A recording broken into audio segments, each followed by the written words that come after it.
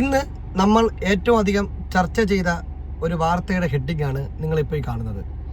അതായത് മേലുദ്യോഗസ്ഥയിൽ നിന്നും ജാതി അധിക്ഷേപം നേരിട്ടതിനെ തുടർന്ന് അനന്തു എന്ന് പറയുന്ന ഒരു പയ്യൻ നമ്മുടെ SAP ക്യാമ്പിലുള്ള പോലീസ് ട്രെയിനി കൈ ഞരമ്പ് മുറിച്ച് ആശുപത്രിയിൽ അഡ്മിറ്റായി. അതിനുശേഷം വീണ്ടും മാനസികമായിട്ട് ഭയങ്കര ബുദ്ധിമുട്ട് തോന്നിയതിനാൽ ആ പുള്ളി ആത്മഹത്യ ചെയ്തു എന്നുള്ളതാണ്.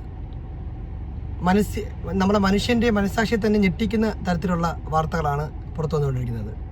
അത് പോലീസിൻ്റെ SAP ക്യാമ്പിൽ പേരൂക്കട നടന്ന ഒരു സംഭവമാണ്. ആ സംഭവത്തെ പറ്റിയാണ് നമ്മൾ ഇന്നത്തെ ഈ വീഡിയോയിൽ പറയുന്നത്. അതായത് പ്രധാനമായിട്ടും ഈ പോലീസിൻ്റെ ട്രെയിനിങ് സമയത്തുള്ള ജോലി എന്ന് പറയുമ്പോൾ ഒരുപാട് ചെറുപ്പക്കാർ മെൻ്റലി ഭയങ്കരമായിട്ട് ഡൗൺ ആക്കുന്ന ഒരവസ്ഥയിലേക്ക് പോയിക്കൊണ്ടിരിക്കുകയാണ്. കാര്യം വേറെ ഒരു നിവൃത്തിയില്ലാത്ത ആളുകൾ മറ്റ് ജോലി എന്തെങ്കിലും ഒരു സർക്കാർ ജോലി മതി എന്നുള്ള രീതിയിൽ പഠിച്ച് പാസ്സായി പോലീസിൻ്റെ ട്രെയിനിങ് ക്യാമ്പിൽ പോകുമ്പോൾ അവിടെ മേലുദ്യോഗസ്ഥൻ്റെ ഭാഗത്ത് നിന്ന് ക്രൂരമായ രീതിയിലുള്ള പീഡനങ്ങൾ നേരിടുന്നുണ്ട് എന്നാണ് ഇപ്പോൾ പുറത്തു വരുന്ന വിവരങ്ങൾ. അനന്തുവിൻ്റെ കുടുംബം പറയുന്നതനുസരിച്ച് അനന്തു ജാതീയമായ അധിക്ഷേപം അവിടെ നേരിട്ടിട്ടുണ്ട് എന്നാണ്. മേലുദ്യോഗസ്ഥരിൽ നിന്ന് ഭയങ്കരമായ പീഡനത്തിന് പുറമെ ജാതീയമായിട്ട് കൂടി അപമാനിച്ചു അല്ലെങ്കിൽ അധിക്ഷേപിച്ചു എന്നുള്ളതാണ്. അപ്പോൾ ഇതൊന്നും സഹിക്കാൻ വയ്യാതെയാണ് SAP ക്യാമ്പിലുണ്ടായിരുന്ന ട്രെയിനി ഇന്നിപ്പോൾ കൈ ഞരമ്പ് മുറിച്ച് ആത്മഹത്യ ചെയ്തിരിക്കുന്നത്.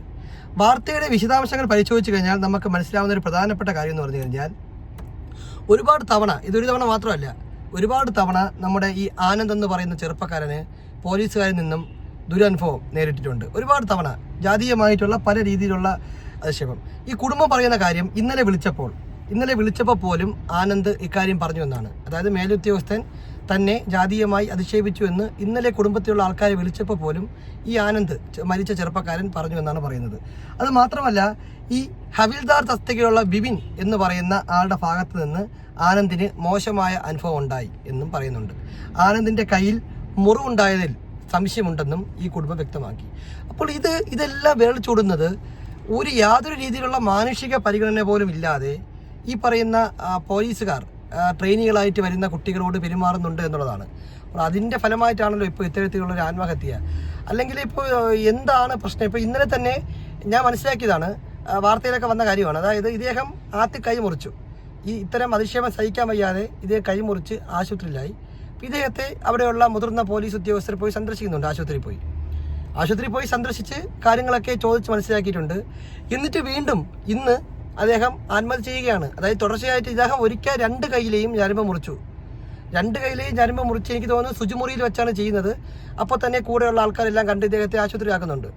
അതിനുശേഷം ഇദ്ദേഹം വീണ്ടും ആശുപത്രിയിൽ നിന്ന സമയത്ത് തന്നെ ആശുപത്രിയിൽ ആത്മഹത്യ ചെയ്യാൻ വേണ്ടി ശ്രമിച്ച് അങ്ങനെ മരിക്കുകയാണ്.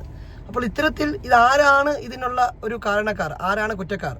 ട്രെയിനി ആയിട്ട് വരുന്ന ഒരാളെ ഏറ്റവും മോശമായ രീതിയിൽ ട്രീറ്റ് ചെയ്യുന്ന ഒരവസ്ഥ ഇപ്പോഴും നമ്മുടെ ഈ പോലീസ് ക്യാമ്പുകളിലുണ്ട് എന്ന് മനസ്സിലാവുന്നുണ്ട്. ഈ ഒരു സംഭവം പുറത്തു വരുമ്പോൾ അത് കൂടുതൽ വ്യക്തമാക്കുന്ന കാര്യങ്ങളാണ് നമ്മുടെ അനന്തുവിൻ്റെ കുടുംബം പറയുന്നത്. അനന്തുവിൻ്റെ കുടുംബം പറയുന്ന സ്റ്റേറ്റ്മെൻറ്റ് അനുസരിച്ച് 2 ദിവസങ്ങൾക്ക് മുമ്പാണ് ഈ പുള്ളി കൈ ഞരമ്പ് മുറിച്ചത്. കൈ ഞരമ്പ് മുറിച്ച് ജീവനെടുക്കാൻ ശ്രമിച്ച ഇദ്ദേഹത്തെ നമ്മുടെ മെഡിക്കൽ കോളേജ്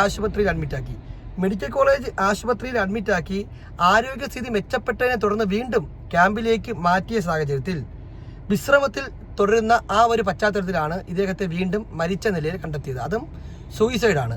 അപ്പോൾ ഓൾറെഡി കൈ മുറിച്ച് ആത്മഹത്യ ചെയ്യാൻ ശ്രമിച്ച ഒരാളെ മെഡിക്കൽ കോളേജ് ആശുപത്രിയിൽ അഡ്മിറ്റാക്കി അദ്ദേഹത്തിന് പൂർണ്ണമായും ഭേദമായതിനു ശേഷം തിരിച്ച് ക്യാമ്പിലേക്ക് വീണ്ടും മടക്കിക്കൊണ്ടുവന്നു. ആ ക്യാമ്പിൽ വെച്ചാണ് വീണ്ടും അദ്ദേഹത്തിന് ഈ പറയുന്ന തരത്തിലുള്ള അധിക്ഷേപം നേരിട്ടതിൻ്റെ ഫലമായിട്ട് വീണ്ടും ഒരു പക്ഷേ ആത്മഹത്യയിലേക്ക് നയിച്ചത് എന്നാണ് മനസ്സിലാക്കുന്നത്. അപ്പോൾ ഇതിനെതിരെ സിസ്റ്റം ശക്തമായിട്ട് മാറേണ്ട ഒരു സാഹചര്യം നിലവിലുണ്ട്. ജോലിഭാരം മൂലമുള്ള, അതായത് പോലീസുകാർക്ക് അറിയാലോ, ഏറ്റവും ഭയങ്കരമായിട്ട് ജോലി ചെയ്യേണ്ട ഒരു ഡിപ്പാർട്ട്മെൻറ്റാണ് പോലീസ്. അവർക്ക് ഒരിക്കലും വിശ്രമം ഒന്നുമില്ല. കാര്യം 24 മണിക്കൂർ അലേർട്ടായിട്ട് ജോലി ചെയ്യേണ്ട ആരാണ്. അപ്പോൾ ജോലിഭാരം മൂലമുള്ള മാനസിക സമ്മർദ്ദം കൊണ്ടാണ് ആനന്ദ് ആത്മഹത്യ ചെയ്തത് എന്നാണ് ഇപ്പോൾ കുടുംബക്കാരും അതുപോലുള്ള മറ്റുള്ള ആൾക്കാരും സംശയിക്കുന്നത്. എന്തായാലും ട്രെയിനിങ്ങിൻ്റെ ഭാഗമായി ആനന്ദിനെ പ്ലാത്തൂർ ലീഡർ, അതായത് നമ്മളിപ്പോൾ ഓരോ സെക്ഷനായി തിരിച്ചിട്ട് ഓരോ ആൾക്കാരെ ലീഡറാക്കാറുണ്ട്. അപ്പോൾ ഇങ്ങനെ ലീഡറാക്കുന്ന ആൾക്കാർക്ക് ഭയങ്കരമായ ഉത്തരവാദിത്തങ്ങൾ അവിടെ കൂടും. അത് കുറച്ച് ടെൻഷനുള്ളൊരു പരിപാടി കൂടിയാണ്.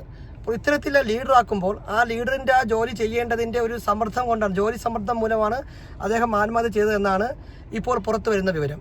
ആദ്യത്തെ ആത്മഹത്യാ ശ്രമത്തിന് ശേഷം മെഡിക്കൽ കോളേജ് ആശുപത്രിയിൽ തുടർന്ന ഇദ്ദേഹത്തെ നമ്മുടെ പോലീസിലെ ഉയർന്ന ഉദ്യോഗസ്ഥർ വന്ന് സന്ദർശിക്കുകയും അവരുമായി ബന്ധപ്പെട്ട കാര്യങ്ങൾ എന്താണ് ജോലിയിൽ പറ്റിയത്, എന്തൊക്കെയാണ് പ്രശ്നമെന്ന് സംസാരിക്കുകയും ചെയ്തതാണ്. എന്നിട്ടും അതിനുശേഷവും അദ്ദേഹം തിരിച്ച് ക്യാമ്പിലേക്ക് വന്നിട്ട് ആത്മഹത്യ ചെയ്യണമെങ്കിൽ അദ്ദേഹത്തിന് അത്രമാത്രം സമ്മർദ്ദമുണ്ടായി, അല്ലെങ്കിൽ ജോലിയിൽ ഉണ്ടാകുന്ന പ്രഷറും കാര്യങ്ങളൊക്കെയാണെന്നാണ് മനസ്സിലാക്കുന്നത്. എന്തായാലും പോലീസുകാരെ, ഇപ്പോൾ പോലീസ് ജോലിയിലേക്ക് ഏർപ്പെട്ടിരിക്കുന്ന ഒരുപാട് സഹോദരങ്ങളുണ്ട്. ഒരുപാട് ചെറുപ്പക്കാരായിട്ടുള്ള കുട്ടികൾ ഇതേപോലെ PSC പരീക്ഷ എഴുതി പോലീസിൻ്റെ ട്രെയിനിങ് ക്യാമ്പുകളിൽ പോകുമ്പോൾ ആ ട്രെയിനിങ് ക്യാമ്പുകളിൽ അവർ നേരിടേണ്ടി വരുന്ന ദുരനുഭവത്തിലേക്കാണ് ഇത്തരം സാഹചര്യങ്ങൾ വിരൽ ചൂണ്ടുന്നത്. അപ്പോൾ എന്താണ് ഇതൊരു പരിഹാരം എന്നുള്ളത്? ഇപ്പോൾ നമ്മളിപ്പോൾ ഈ അനന്തു എന്ന് പറയുന്ന ചെറുപ്പക്കാരൻ്റെ വാർത്ത നമ്മൾ കണ്ടപ്പോൾ ഇനി കുറച്ച് ദിവസം പോലീസിൻ്റെ ആ ട്രെയിനിങ്ങുമായി ബന്ധപ്പെട്ട് ഒരുപാട് വാർത്തകളും റിപ്പോർട്ടുകളും ഇങ്ങനെ പുറത്തു വന്നുകൊണ്ടിരിക്കും. കുറച്ച് നാൾ കഴിയുമ്പോൾ ആൾക്കാരെല്ലാം ഇത് മറക്കും. വീണ്ടും ട്രെയിനിങ് ക്യാമ്പുകളിൽ ഇതേ അവസ്ഥയായിരിക്കും. ജോലിഭാരം കൊണ്ട് ചെറുപ്പക്കാർ ഭയങ്കരമായ സമ്മർദ്ദത്തിൽ അനുഭവപ്പെടുകയും പല ആളുകൾക്കും ഹാർട്ട് അറ്റാക്ക് പോലുള്ള അസുഖങ്ങളൊക്കെ വരാറുണ്ട് ഈ ജോലിയുടെ സമ്മർദ്ദത്തിൻ്റെ ഭാഗമായിട്ട്. ഇവിടെ അതൊന്നുമല്ല കാര്യം. ഇവിടെ പുള്ളിക്ക് പിടിച്ചു നിൽക്കാൻ പറ്റാത്ത സാഹചര്യം വന്നപ്പോൾ ആത്മഹത്യയിലേക്ക് പോകേണ്ടി വന്നതാണ്. കാര്യം തനിക്ക് ജോലി ചെയ്യാൻ പറ്റില്ല, ജോലി ചെയ്യാൻ പറ്റില്ല എന്ന് പറഞ്ഞ് അവിടെ നിന്ന് ഇറങ്ങി വന്ന ഒരു പക്ഷേ കുടുംബത്തിൻ്റെ അവസ്ഥ, കാര്യങ്ങൾ ഇതൊക്കെ ആ പാവം ആലോചിച്ച് കാണും. സ്വാഭാവികമായിട്ടും കിട്ടിയ ജോലിയിൽ മാക്സിമം പിടിച്ചു നിൽക്കാൻ വേണ്ടി ശ്രമിക്കുന്നു. അതിൻ്റെ ഫലമായിട്ട് മേലുദ്യോഗസ്ഥർ പറയുന്ന എന്തും ചെയ്യേണ്ട ഒരു സ്ഥിതിയിലേക്ക് ഈ താഴെയുള്ള ഈ ട്രെയിനീസായിട്ട് വരുന്ന കുട്ടികൾ മാറുന്നുണ്ട്. അത് അവർക്ക് മെൻ്റലി ഭയങ്കരമായിട്ട് ട്രോമ ഉണ്ടാക്കുന്നുണ്ട്. അതുകൊണ്ടാണല്ലോ ഇപ്പോൾ ഇത്തരം കാര്യങ്ങൾ ഇവിടെ നമ്മുടെ നാട്ടിൽ സ്ഥിരമായിട്ട് അരങ്ങേറുന്നത്. അതിൻ്റെ ഫലമായിട്ടാണല്ലോ ഒരുപാട് ചെറുപ്പക്കാർ ഇങ്ങനെ മരിച്ചു വീഴുന്നത്. അപ്പോൾ ട്രെയിനിങ്ങിൽ നമുക്കറിയാത്തൊരു കാര്യം എന്ന് വെച്ചാൽ ട്രെയിനിങ്ങിൽ പോകുന്ന ആൾക്കാർ പലരും അവിടെ ഭയങ്കരമായിട്ടുള്ള കഠിനമായിട്ടുള്ള പരിശീലനവും ഡ്യൂട്ടിയും കാര്യങ്ങളൊക്കെ കഴിഞ്ഞാണ് പോലീസ് സർവീസിലേക്ക് കയറുന്നത്. പോലീസ് സർവീസിൽ കയറിയാലും അവരെ കാത്തിരിക്കുന്നത് ഭയങ്കരമായിട്ടുള്ള ജോലികളാണ്. അപ്പോൾ ഇത്തരത്തിലുള്ള ജോലികൾ ചെയ്യുന്നതിൻ്റെ ഇടയിൽ ഒരു ദിവസം 12-14 മണിക്കൂർ ജോലിയൊക്കെ ചെയ്യുന്ന സമയത്ത് കുടുംബമായിട്ട് അധികം സമയം ചെലവഴിക്കാനോ അല്ലെങ്കിൽ മാനസിക ആരോഗ്യത്തിന് വേണ്ടത്ര സമയം കണ്ടെത്താൻ അവർക്ക് സാധിക്കുന്നില്ല. ഇത് ഭയങ്കരമായ സ്ട്രെസ്സിലോട്ട് പോവുകയും ജീവിതം തന്നെ മടുക്കുന്ന ഒരു അവസ്ഥയിലേക്ക് കൊണ്ട് എത്തിക്കുകയും ചെയ്യുന്നു. അതിൻ്റെ ഫലമായിട്ടാണ് ഇത്തരം ആളുകൾ ആത്മഹത്യ ചെയ്യുന്നത് എന്നാണ് ഞാൻ മനസ്സിലാക്കുന്നത്. ഇപ്പോൾ അനന്തുവിൻ്റെ മരണം, അതായത് നമ്മുടെ പേരൂക്കട SAP ട്രെയിനിങ് ക്യാമ്പിൽ മരിച്ച അനന്തുവിൻ്റെ മരണം വിരൽ ചൂണ്ടുന്നതും അത്തരം കാര്യങ്ങൾ തന്നെയാണ്. അപ്പോൾ വ്യവസ്ഥിതികൾ മാറിയില്ല എന്നുണ്ടെങ്കിൽ ഇതുപോലെയുള്ള ഒരുപാട് ചെറുപ്പക്കാരുടെ ജീവിതം പാതി വഴിയിൽ അവസാനിക്കും എന്നുള്ള കാര്യത്തിൽ ഒരു തർക്കവുമില്ല. നമ്മുടെ ഗവൺമെൻറ് തന്നെ ഇനിഷ്യേറ്റീവ് എടുത്ത്, ആഭ്യന്തര വകുപ്പ് തന്നെ ഇനിഷ്യേറ്റീവ് എടുത്ത് ഇത്തരം കാര്യങ്ങളിൽ പോലീസിൽ ട്രെയിനുകളായിട്ട് വരുന്ന ആൾക്കാർക്ക് മാനസികാഘാതം കുറയ്ക്കുന്ന തരത്തിലുള്ള ജോലികൾ കൊടുക്കുന്നതിനും അവരെ കുറച്ചും കൂടി കംഫർട്ടബിൾ ആക്കിയിട്ട് ജോലിയിടങ്ങളിൽ സുരക്ഷിതത്തോടു കൂടി ജോലി ചെയ്യുന്നതിനുള്ള സാഹചര്യം ഒരുക്കിയില്ല എന്നുണ്ടെങ്കിൽ ഒരുപാട് ചെറുപ്പക്കാരുടെ അവസ്ഥ ഇതുപോലത്തെ അവസ്ഥയായിരിക്കും. ഇതിപ്പോൾ കുറച്ച് ദിവസം ഇപ്പോൾ സോഷ്യൽ മീഡിയയിലും നമ്മുടെ TV-യിലും എല്ലാവരും പ്രൈം ടൈം ചർച്ച ചെയ്തിട്ടൊക്കെ വരുമായിരിക്കും. പക്ഷേ അത് കഴിഞ്ഞാൽ ഒരു ടൈം കഴിയുമ്പോൾ വീണ്ടും ഈ വിഷയങ്ങൾ എല്ലാവരും മറക്കും. ഇത് വീണ്ടും ആവർത്തിക്കപ്പെടും. ഒരുപാട് ആളുകൾ ഇതിനിരയാവും. അപ്പോൾ അങ്ങനെ ഇരയാവാതിരിക്കണമെന്നുണ്ടെങ്കിൽ നമ്മൾ ഓരോരുത്തരും ഇത്തരം കാര്യങ്ങൾക്കെതിരെ വിരൽ ചൂടണം. സിസ്റ്റം മാറിയാൽ അവിടെ ജോലി ചെയ്യുന്ന ആൾക്കാരുടെ മാനസിക ആരോഗ്യത്തിനും മാനസിക സന്തോഷത്തിനും നല്ല രീതിയിലുള്ള മാറ്റങ്ങൾ കൊണ്ടുവരാൻ സാധിക്കും. അത്തരം ഒരു നല്ല മാറ്റത്തിന് വേണ്ടി ഒരു പക്ഷേ നമുക്ക് കാത്തിരിക്കേണ്ടി വരും. അല്ലെങ്കിൽ ഈ പോലീസും അതുപോലുള്ള ആഭ്യന്തര വകുപ്പും എല്ലാവരും ഇടപെട്ട് ഇതിനെ നല്ല രീതിയിലുള്ള ഒരു സിസ്റ്റമായി കൊണ്ടുവന്ന് നല്ല രീതിയിലുള്ള മാറ്റം കൊണ്ടുവരാൻ വേണ്ടി പ്രവർത്തിക്കേണ്ടി വരും. ഈ ഒരു മരണം ഒരു പക്ഷേ അനന്തുവിൻ്റെ മരണം ഒരു പക്ഷേ അതിനൊരു ചൂടാവട്ടെ എന്ന് നമുക്ക് പ്രത്യാശിക്കാം.